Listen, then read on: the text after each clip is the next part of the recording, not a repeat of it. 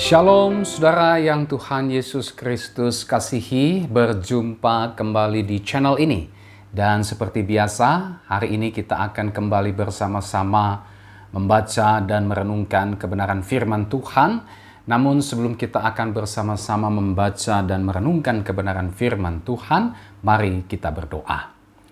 Bapa di sorga, kembali kami mengucap syukur atas perkenanan Tuhan bagi kami semua, sehingga kami boleh ada sebagaimana kami ada saat ini, itu tidak pernah terlepas dari kasih karunia Tuhan yang Engkau anugerahkan bagi kami. Terpujilah namamu ya Tuhan. Hari ini kami akan bersama-sama ingin belajar dari kebenaran firman Tuhan.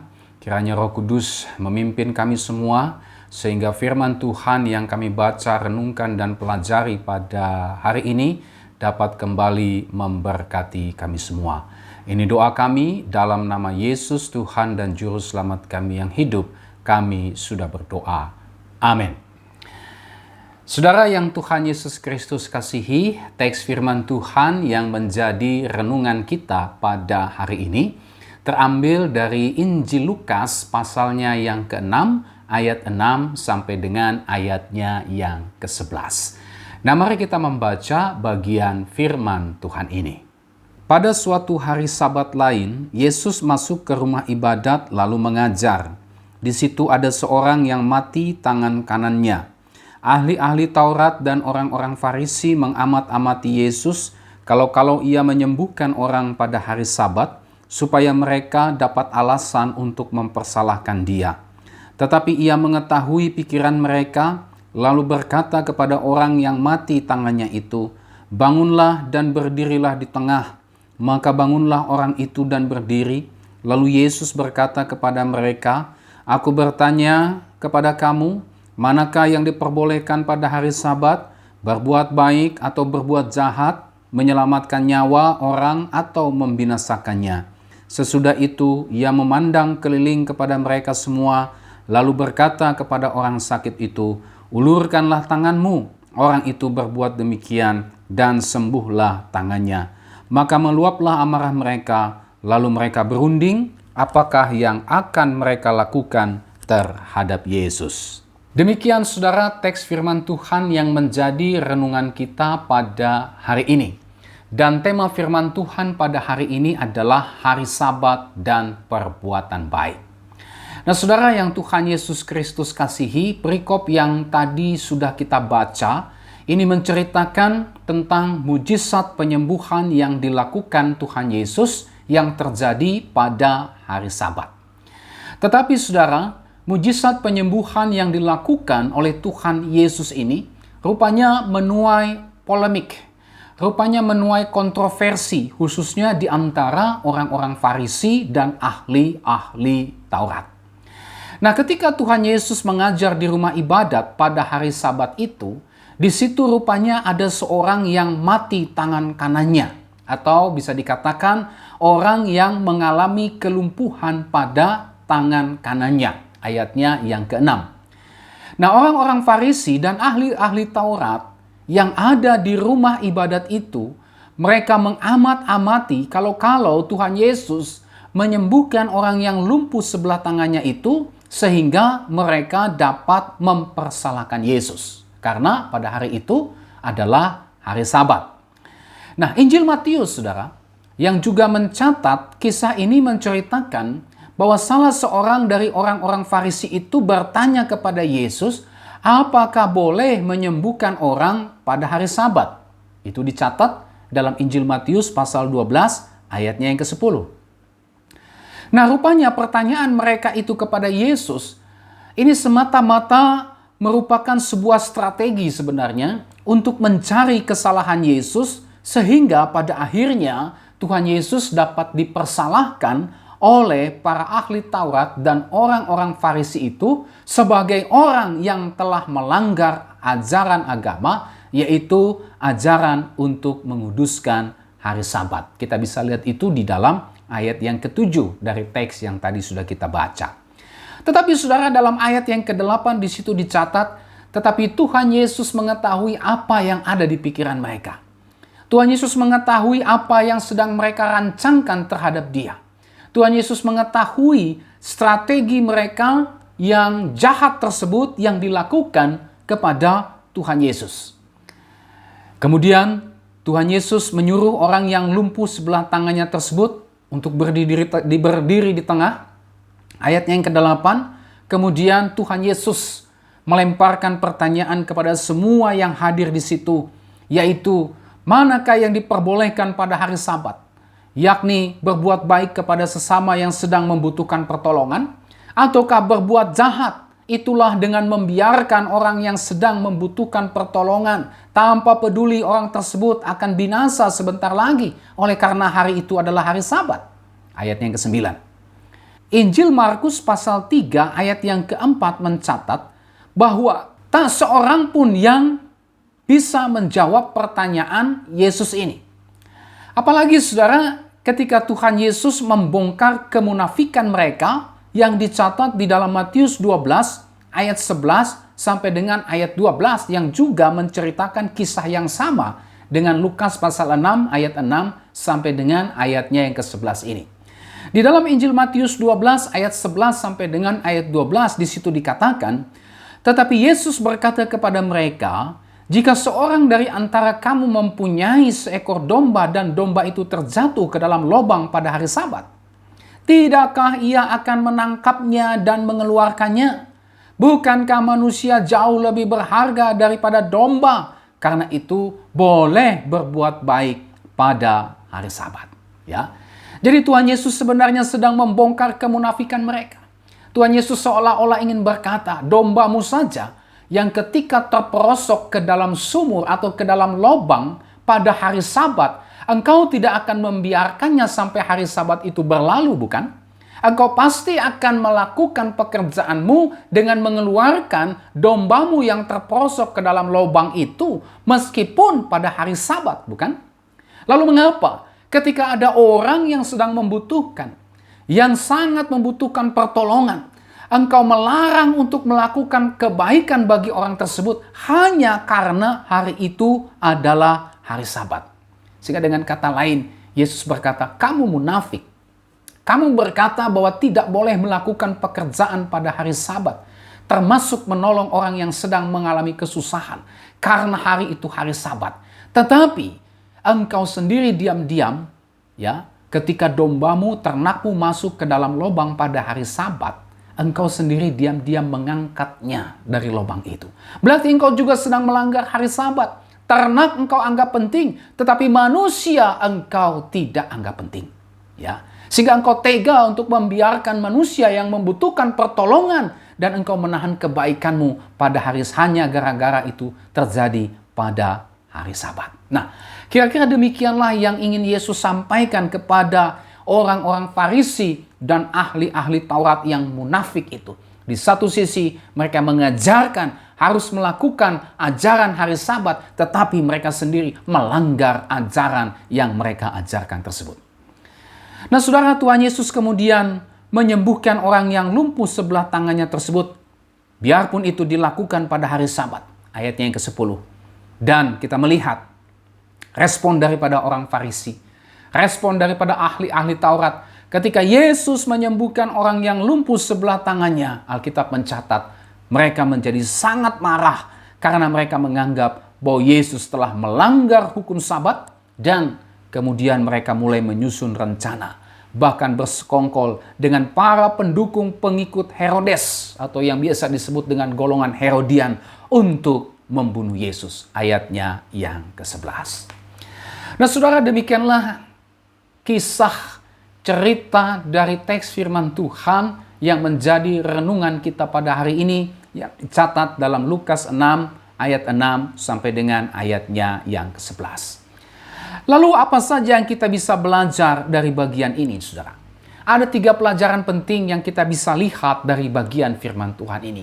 Apa saja itu? Yang pertama, kita belajar dan melihat di sini bagaimana Tuhan Yesus Kristus menguduskan hari Sabat. Saudara, di dalam ayat yang ke-6 kita bisa melihat bahwa pada hari Sabat Tuhan Yesus masuk ke dalam rumah ibadat dan dia mengajar di sana. Nah, saudara, ada banyak catatan dalam Injil yang menceritakan bagaimana Tuhan Yesus selalu datang ke rumah ibadat pada hari Sabat dan dia mengajar di sana.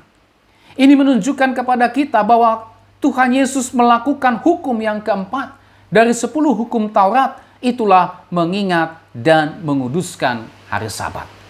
Tuhan Yesus memberikan sebuah teladan penting bagi kita dalam hal melakukan hukum yang keempat, itulah ingatlah dan kuduskanlah hari Sabat. Nah saudara, pesan Tuhan kepada kita dari bagian ini adalah, apakah kita telah melakukan hukum keempat ini? Itulah mengingat dan menguduskan hari Sabat. Ya, saudara, di tengah-tengah dunia yang tidak mengenal rasa cukup, sehingga mereka menghabiskan seluruh waktu, menghabiskan seluruh hidupnya dengan sibuk untuk mencari materi, sehingga tidak lagi mempedulikan hukum yang keempat ini. Nah, apakah kita juga masih mengingat dan menguduskan hukum yang keempat ini di tengah-tengah situasi kondisi, di tengah-tengah dunia yang saat ini tidak mengenal rasa cukup, di tengah-tengah dunia yang hidupnya sibuk untuk mencari materi, sehingga tidak lagi mempedulikan hukum yang keempat ini? Ketika banyak orang mencari-cari alasan agar supaya hukum yang keempat ini bisa dikompromikan demi kesibukan mereka mencari keuntungan materi, apakah kita masih mengingat dan menguduskan hukum yang keempat ini? Nah saudara, Tuhan Yesus ketika berada di dunia ini, dia telah memberikan contoh dan teladan kepada kita dalam hal mengingat dan menguduskan hari Sabat.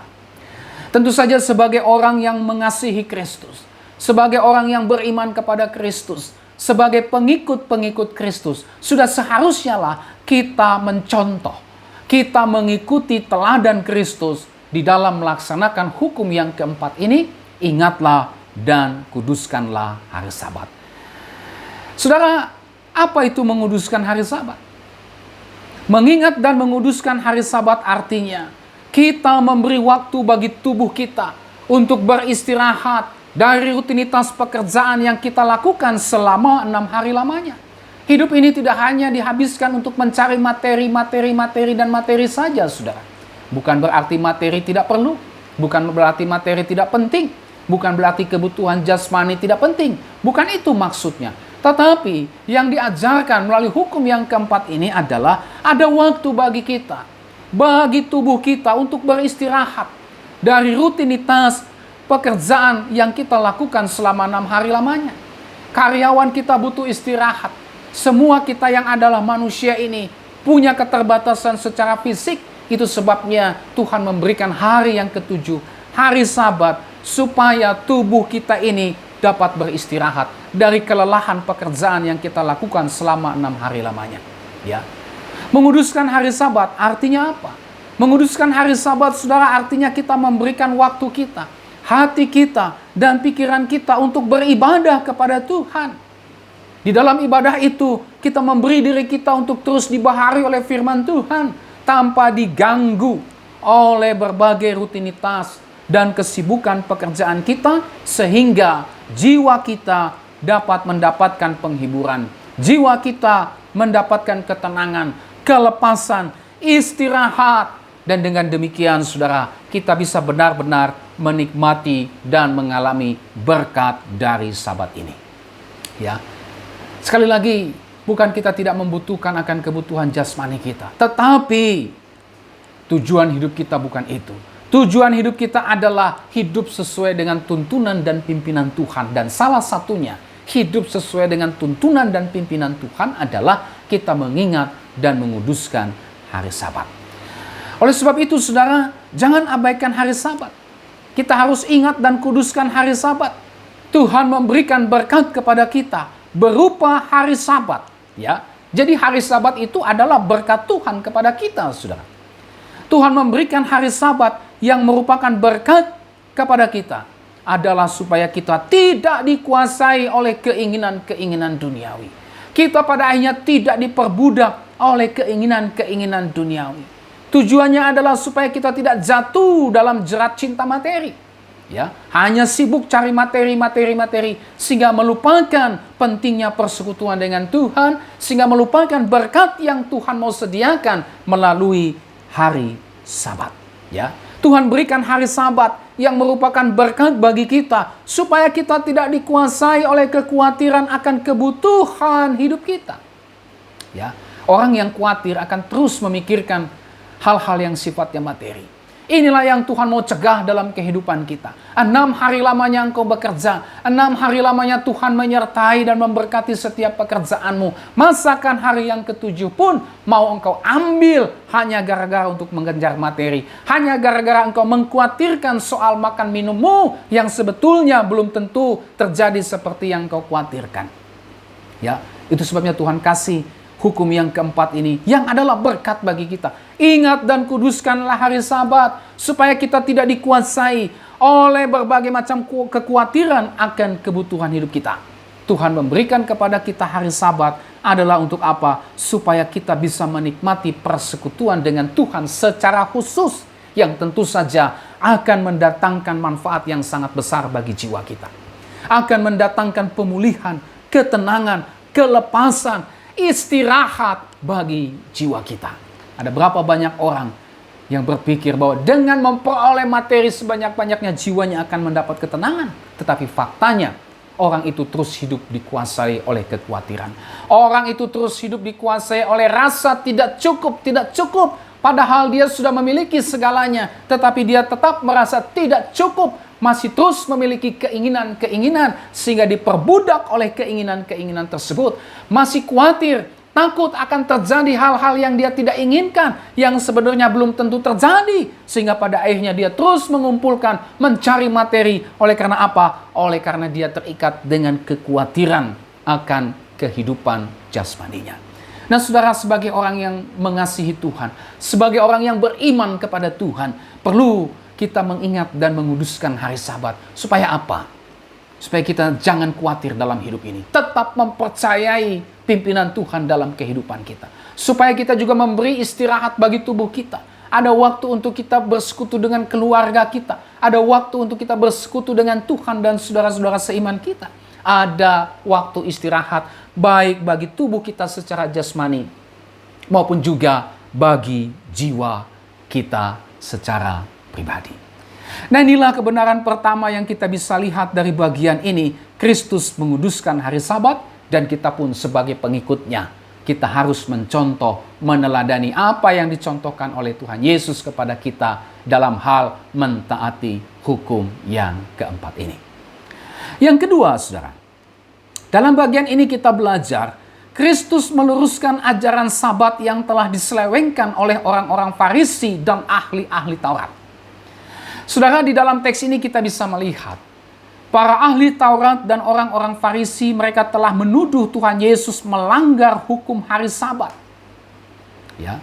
Padahal sebenarnya Tuhan Yesus tidak pernah melanggar hukum Sabat, tidak pernah. Tetapi yang dilakukan oleh Yesus adalah dia mengembalikan kembali makna yang benar dari hukum Sabat. Oleh karena hukum Sabat itu telah diselewengkan oleh ahli-ahli Taurat dan orang-orang Farisi. Yang dilakukan oleh Tuhan Yesus dalam bagian ini dan bagian-bagian yang lain, ketika dia berkontroversi, ketika dia berpolemik dengan ahli-ahli Taurat dan orang-orang Farisi dalam hal tentang hari Sabat, adalah Yesus melawan ajaran hari Sabat yang telah diselewengkan oleh para ahli Taurat dan orang-orang Farisi. Ahli-ahli Taurat dan orang Farisi ini, saudara, telah menyelewengkan ajaran tentang hari Sabat. Mereka telah menyimpang dari ajaran hari Sabat yang benar. Hari Sabat diberikan Tuhan kepada umatnya supaya umatnya memperoleh atau mengalami kelepasan, kelegaan bagi tubuh dan jiwa mereka. Tetapi saudara, orang Farisi, ahli-ahli Taurat ini justru mengubahnya menjadi beban yang memberatkan bagi jiwa manusia. Hukum menguduskan hari Sabat yang diberikan Tuhan kepada umatnya tidak pernah melarang untuk melakukan kebaikan bagi sesama. Tetapi orang-orang Farisi dan ahli-ahli Taurat justru mereka mengubahnya menjadi sebuah larangan untuk melakukan kebaikan pada hari Sabat. Ini membuktikan kepada kita bahwa mereka telah menyelewengkan makna Sabat yang sebenarnya. Mereka telah dengan berani menambah dan mengurangi ajaran kitab suci, padahal hal tersebut dilarang keras oleh kitab suci.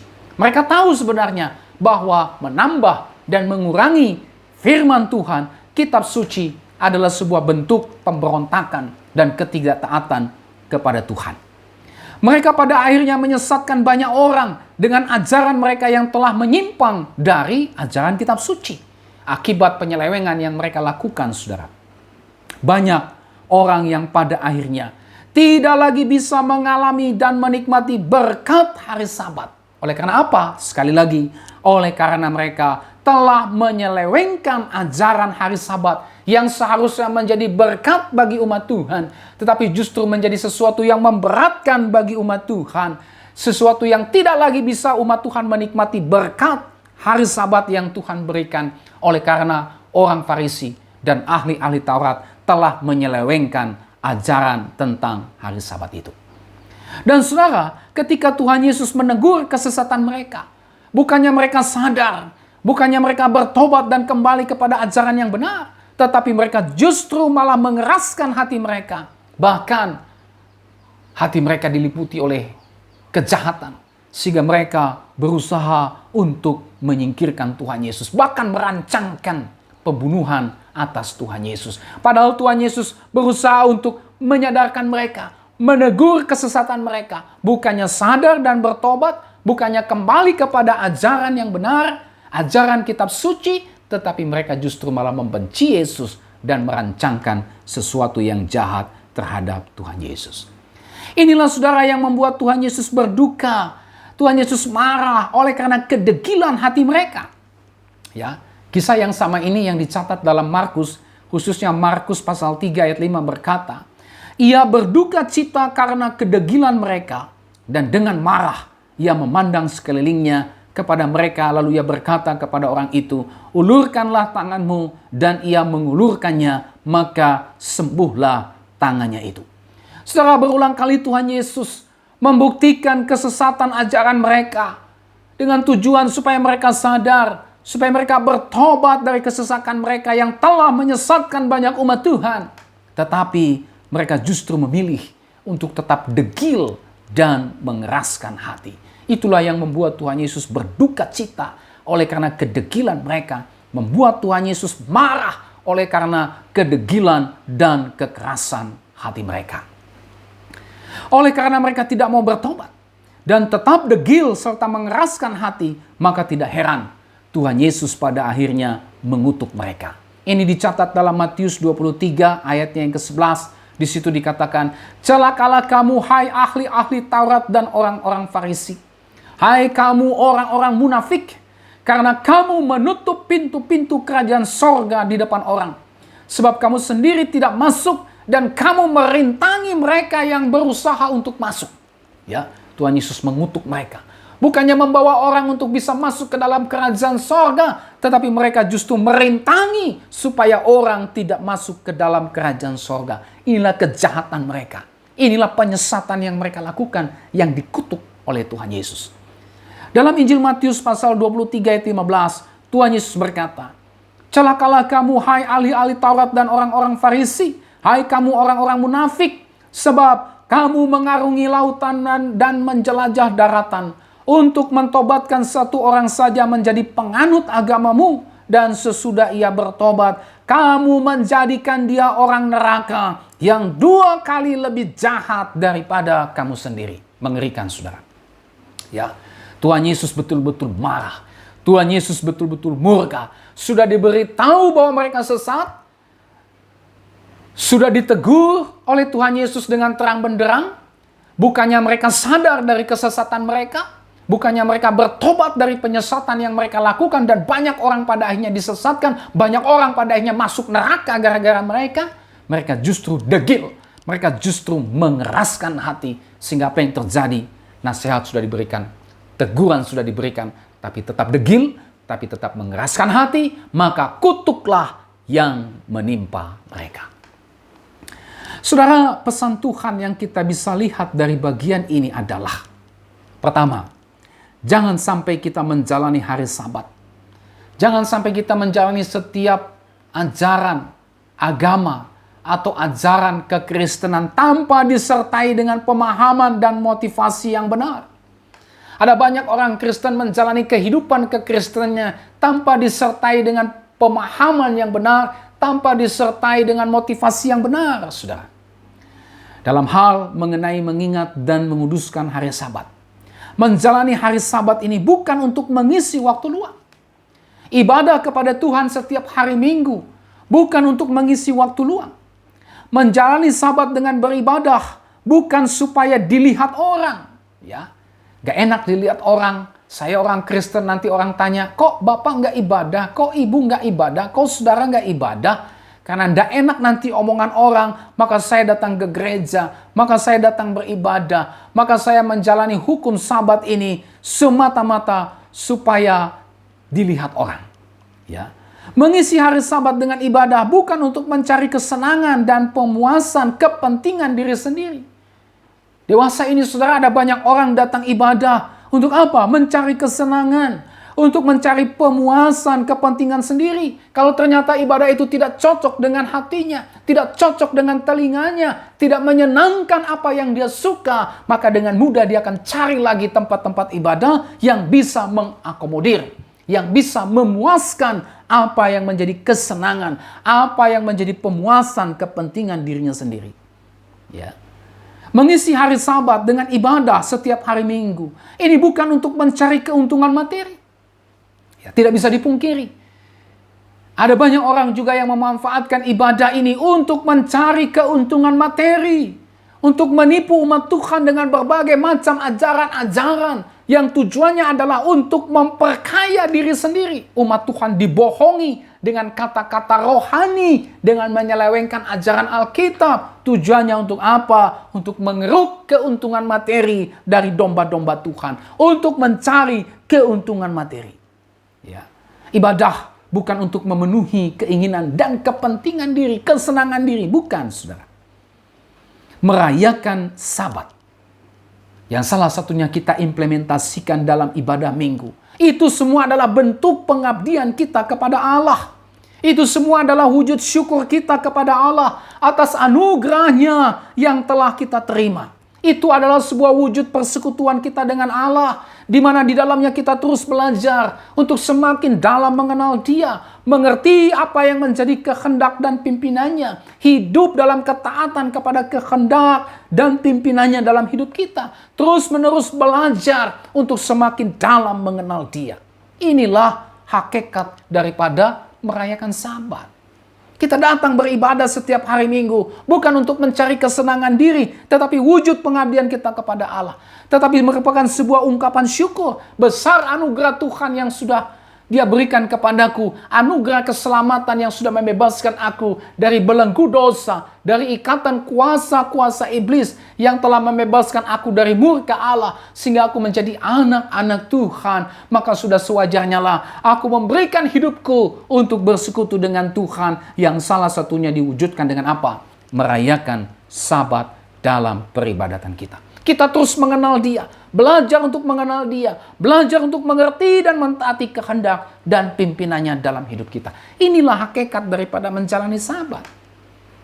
Oleh sebab itu, saudara, mari kita merayakan Sabat dengan benar. Pada saat kita beribadah hari Minggu, mari kita ikuti dengan pemahaman yang benar. Miliki pemahaman yang benar. Mengapa saya datang beribadah? Mengapa saya harus menyediakan hari Minggu itu khusus untuk ibadah? Ya, karena kalau tanpa pemahaman yang benar, saudara dan saya tidak akan pernah mendapatkan berkat Sabat itu. Ya, kita harus miliki motivasi yang benar. Sehingga apa? Sehingga pada akhirnya kita benar-benar bisa menikmati, merasakan berkat Sabat itu di dalam kehidupan kita. Pesan Tuhan yang kedua, saudara. Hati-hatilah supaya kita jangan disesatkan oleh ajaran yang menyimpang dari ajaran sehat. Ya, hati-hati, saudara. Kita harus waspada supaya kita jangan sampai menjadi penyesat ataupun korban penyesatan.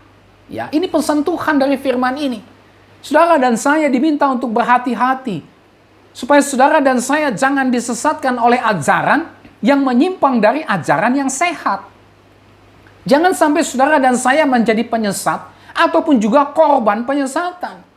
Karena penyesat dan korban penyesatan sama-sama akan mengalami kehancuran dan kebinasaan. Sama-sama akan dihakimi oleh Tuhan. Oleh sebab itu, mari hati-hatilah. Berjaga-jagalah supaya jangan kita disesatkan oleh ajaran yang menyimpang dari ajaran yang sehat. Jangan jadi kita penyesat. Jangan pula kita menjadi korban penyesatan. Karena yang menjadi korban penyesatan dan juga yang mengadakan penyesatan sama-sama akan dihakimi oleh Allah. Sama-sama akan dihukum oleh Allah. Sama-sama akan dibinasakan oleh Allah. Oleh sebab itu, saudara, mari menjadi orang Kristen yang terus memiliki pemahaman yang benar akan kebenaran firman Tuhan. Sehingga saudara dan saya tidak mudah disesatkan. Sehingga saudara dan saya tidak menjadi penyesat. Ada banyak orang Kristen ketika menerima informasi-informasi yang kelihatannya rohani, tanpa memikirkan, tanpa menguji, tanpa mengoreksi dalam terang kebenaran firman Tuhan. Apakah pesan, apakah postingan, apakah ajaran yang dia terima, yang dia dengar itu sesuai dengan ajaran Alkitab atau tidak. Tapi main amin saja. Amin, amin, amin, amin. Padahal belum tentu itu sesuai dengan ajaran Alkitab. Padahal bisa saja itu menyimpang dari ajaran yang sehat. Oleh sebab itu, saudara, hati-hati. Jangan sampai kita menjadi kayak orang-orang Farisi. Jangan sampai kita menjadi seperti ahli-ahli Taurat yang munafik, yang juga mengajarkan kesesatan, menyelewengkan ajaran kebenaran firman Tuhan, sehingga mereka menjadi penyesat dan banyak juga orang yang disesatkan. Pesan Tuhan yang ketiga dari bagian ini, luruskanlah ajaran yang salah. Ini menjadi tugas kita sebagai orang-orang yang setia kepada ajaran Alkitab. Itulah meluruskan setiap ajaran yang salah dan menyimpang dari Alkitab. Bukan hanya tugas pendeta. Ya, pendeta bisa saja tersesat kalau dia tidak setia dengan ajaran Alkitab. Tugas kita sebagai orang yang mengasihi Tuhan, tugas kita sebagai orang yang beriman kepada Tuhan adalah kita perlu meluruskan setiap ajaran yang salah dan menyimpang dari Alkitab. Supaya apa? Supaya kesesatan jangan menyebar di dalam gereja kita. Supaya penyesatan jangan merajalela di kalangan kekristenan. Kita punya tugas, kita punya tanggung jawab sebagai orang-orang yang setia kepada ajaran Alkitab. Itulah meluruskan setiap ajaran yang salah dan menyimpang dari Alkitab. Saudara, jangan biarkan ajaran yang sesat dan menyimpang itu tumbuh subur dalam gereja kita. Tetapi marilah kita menjaga kemurnian ajaran Alkitab dan menghidupinya sehingga gereja kita adalah gereja yang tidak binasa akibat mengikuti ajaran yang menyimpang dari ajaran Alkitab. Pesan Tuhan yang keempat dalam bagian ini adalah jangan mengeraskan hati ketika kita diperingatkan akan kesesatan dan kekeliruan kita selama ini. Apalagi sampai kita membenci dan merancangkan hal yang jahat terhadap orang yang diutus Tuhan untuk memperingatkan kita. Kita sudah lihat tadi bersama-sama bagaimana orang Farisi, ahli-ahli Taurat, mereka tetap degil, mereka tetap mengeraskan hati. Padahal Tuhan sudah tunjukkan dengan terang benderang, dengan jelas kesesatan mereka. Tapi justru mereka memilih untuk degil.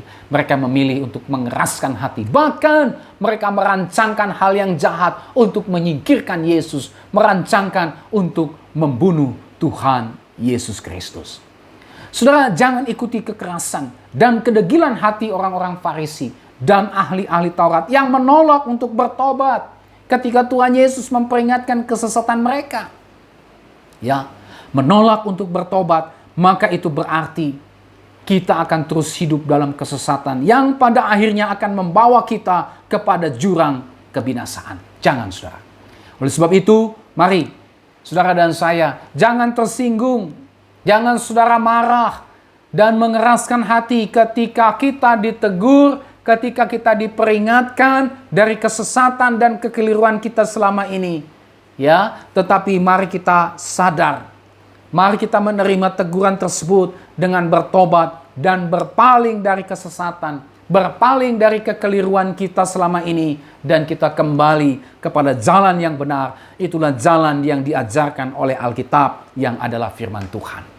Pada waktu Tuhan menegur kita dengan firman-Nya melalui siapa saja yang diutus Tuhan, kita sadar bahwa iya ya, selama ini keliru saya. Ada bukti-bukti kebenaran firman Tuhan yang ditunjukkan kepada kita, yang menunjukkan dengan terang benderang, dengan jelas bahwa jalan kita selama ini sesat, jalan kita selama ini keliru. kita sadar akan hal itu, mari jangan keraskan hati. Jangan kita membenci orang yang diutus Tuhan untuk memperingatkan kita. Karena kalau kita membenci orang yang diutus Tuhan untuk menyadarkan kita supaya bertobat, maka kita sama saja dengan membenci Tuhan yang mengutus orang supaya kita bertobat.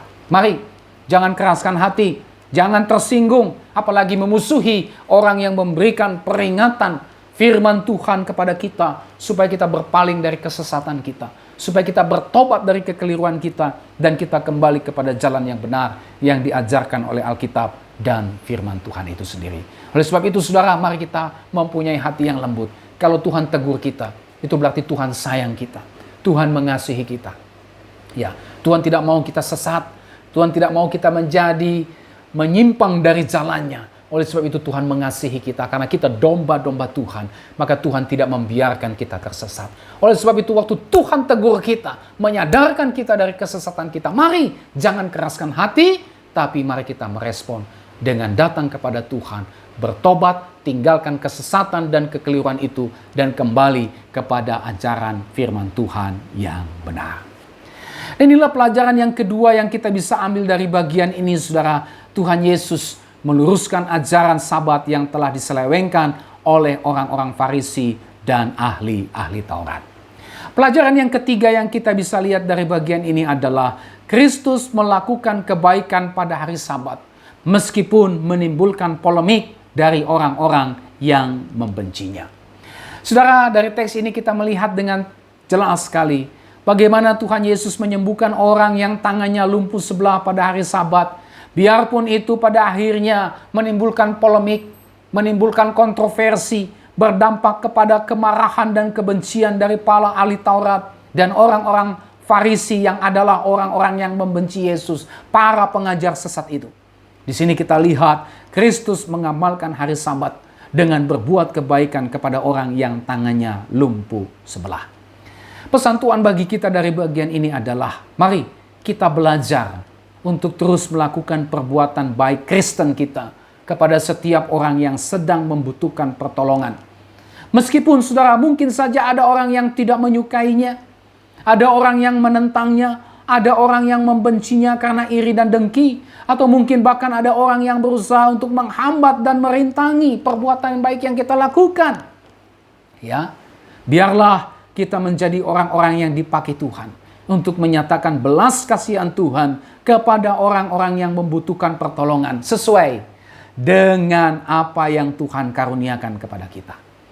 Tuhan bisa pakai kita untuk berbuat kebaikan, mungkin dengan uang yang kita punya, dengan harta yang Tuhan karuniakan kepada kita. Tuhan mau harta yang diberikan itu melakukan kebaikan bagi sesama kita. Mungkin juga melalui pikiran-pikiran kita, ide-ide kita untuk membangun sesama kita yang sedang terpuruk. Mungkin juga tenaga kita, waktu kita, keahlian kita, semua yang ada pada kita yang dikaruniakan Tuhan kepada kita. Mari kita lakukan itu untuk kebaikan bagi sesama kita. Memang tidak semua orang akan menyukainya, saudara. Pasti ada orang yang tidak suka.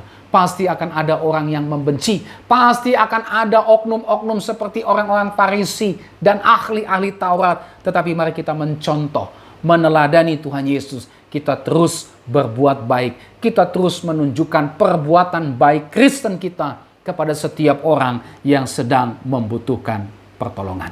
Ya, mari kita tidak jemu-jemu untuk berbuat baik, saudara. Seperti yang difirmankan Tuhan dalam Galatia 6 ayat 9. Janganlah kita jemu-jemu berbuat baik. Karena apabila sudah datang waktunya, kita akan menuai jika kita tidak menjadi lemah. Ini janji firman Tuhan. Jangan jemu-jemu berbuat baik. Mau orang mengucapkan terima kasih atau tidak, mau ada orang yang merintangi perbuatan baik Kristen kita, jangan jemu-jemu kita berbuat baik. Karena kalau waktunya sudah tiba, kita akan menuai setiap perbuatan baik yang kita lakukan. Kalau kita tetap setia, kalau kita terus berjuang untuk terus-menerus melakukan perbuatan baik Kristen kepada semua orang yang Tuhan izinkan untuk kita temui.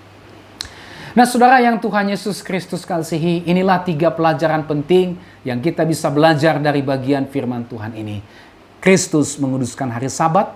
Yang kedua, Kristus meluruskan ajaran Sabat yang telah diselewengkan oleh orang-orang Farisi dan ahli-ahli Taurat. Dan yang ketiga, Kristus memberikan contoh dan teladan, melakukan kebaikan pada hari Sabat meskipun menimbulkan polemik dari orang-orang yang membencinya. Kiranya kebenaran firman Tuhan hari ini memberkati kita, menjamah dan memperbaharui kita, membawa kita untuk terus semakin dalam mengenal Tuhan dengan melakukan firman Tuhan ini dalam kehidupan kita. Amin. Mari kita berdoa. Terima kasih Tuhan untuk firman-Mu ini. Ada pelajaran-pelajaran rohani yang kita bisa ambil. Ada pesan Tuhan yang sudah kami terima dari bagian firman Tuhan ini. Biarlah itu tidak lalu begitu saja, tapi kami terima dengan sukacita. Firman itu membaharui kami, sehingga apa yang selama ini kami lakukan salah keliru di hadapan Tuhan, firman ini mengoreksi kami, menegur kami, dan kami kembali diarahkan kepada jalan yang benar, jalan yang diajarkan oleh kitab suci. Terima kasih untuk firman-Mu, Roh Kudus, tolong kami, untuk kami bisa mengaplikasikannya dalam kehidupan kami setiap hari. Berkati seluruh umat-Mu ya Tuhan, dalam seluruh kehidupan mereka, usaha pekerjaan mereka, bahkan kehidupan rohani mereka. Biarlah mereka tetap ada di dalam genggaman Tuhan yang adalah gembala mereka yang baik. Berkati kami semua, biarlah kami terus bertumbuh di dalam iman percaya kami kepada Tuhan. Biarlah kami terus bertumbuh dalam kebenaran firman Tuhan. Terima kasih, berkati kami semua dengan firman-Mu, dalam nama Yesus kami berdoa. Haleluya, amin. Sampai kita berjumpa kembali saudara, Tuhan Yesus memberkati saudara dan shalom.